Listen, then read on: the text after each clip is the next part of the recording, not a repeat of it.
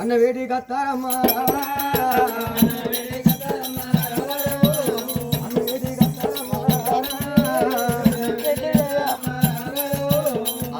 వేడి కస్తే ఇక్కడ వేయడన్నా మరి నా అన్నిటి వేయండు ఇసుంటలో అడిగితే నీ అన్న మాత్రం అనగా నేను గొర్రకాడలో బర్రకాడలో అడిగితే అప్పుడు మాత్రం కళ్యాణపురి నగరం మరి అటువంటి కనుక నేను కలికి రాని మరి కవిత రాని నీ పెళ్లి చేసుకున్నాడు నీ అన్న మాత్రం అనుకున్నాడు అయ్యో నా అన్నకు పెళ్లి అయిందా అని దాన్ని ఏడుచుకుంటా కళ్యాణపురి నగరం వచ్చింది అప్పుడు కళ్యాణపురి నగరం వచ్చి అన్నం చూసింది అన్నా నువ్వు పెళ్లి చేసుకున్నావు అన్నా అని ఒరిగినాదో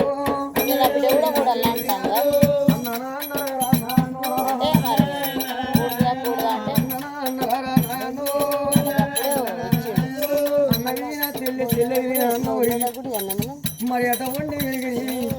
వాళ్ళ దుఃఖం చెప్పనా లేకపోయినా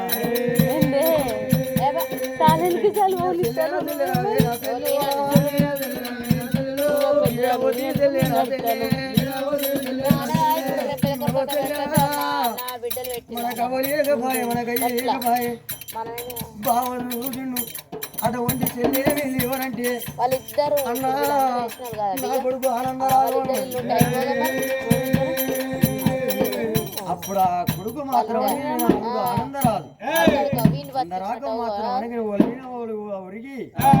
అరగంట సేపు మాత్రం కన్నీరు తీసి మరి ఇది ఎక్కడ కలాపనేది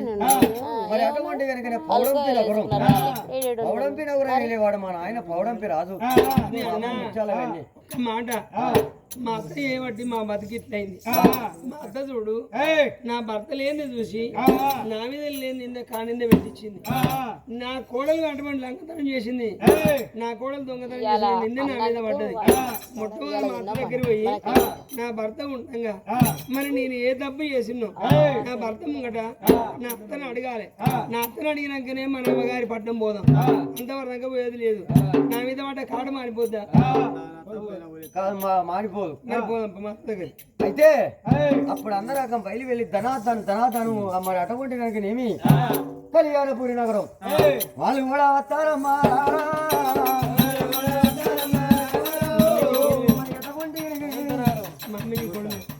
మరి అటువంటి కనుకనేమి ధనాధనం ఎప్పుడు వచ్చి వచ్చి అమ్మా ఉమావతి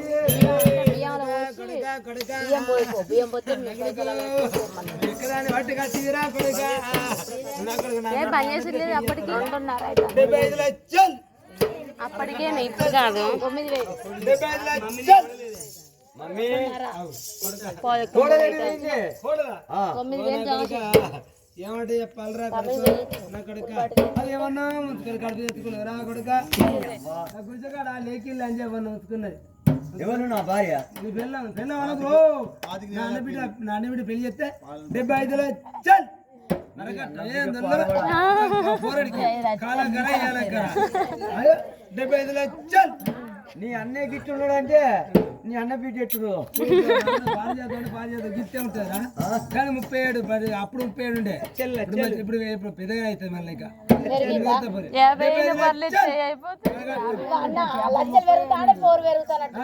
75 లక్షలు అట్లా అయితే 37 ఇప్పుడు 47 ఉండదు 95 లక్షలు పెరుగుతాయి 95 లక్షలు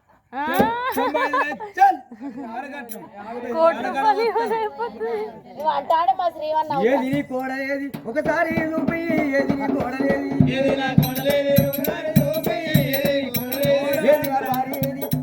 ఒకసారి నువ్వు ఏది నా భార్య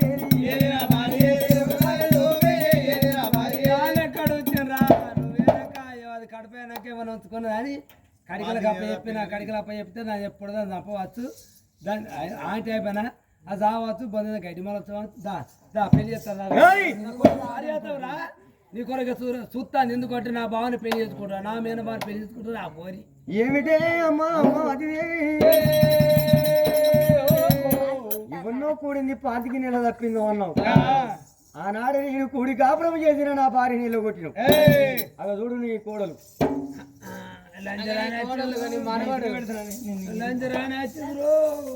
కానీ నా లక్షలు పోతానే లక్షలు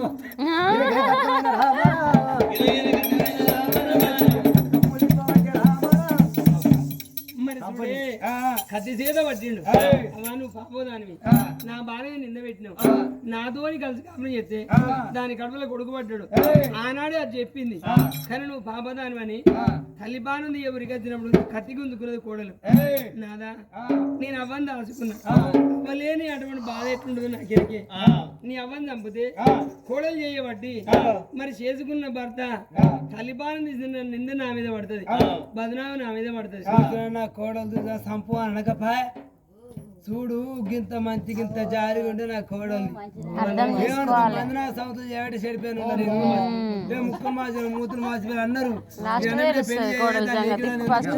75 లక్షలు వరకట్నం వస్తా మంది మాటలు పట్టుకొని అన్నాను వడ్డీ లచ్చమంటే నేను మళ్ళీ ఈ మాట అన్నాను నాన్న బిడ్డ పెళ్లి చేస్తాను 75 లక్షలు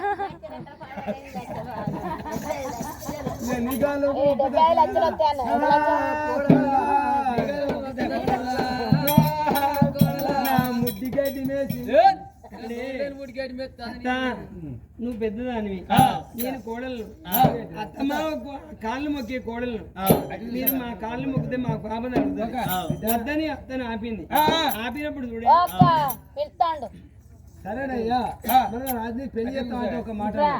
సరే మంచిదని ఆనాడు పుష్పరాణి కొన్ను ఆనాడు పొలగాని ఆయన కూడా అచ్చంద్రాజు పెద్ద పెళ్లి మరి ఆనందరాజు పుష్పరానికి పెళ్లి చేస్తాం మాట అన్నారు పడాలి రాజు ఆనాడు మమ్మల్ని ఎల్లగొట్టి మా పాలు తీపిస్తాను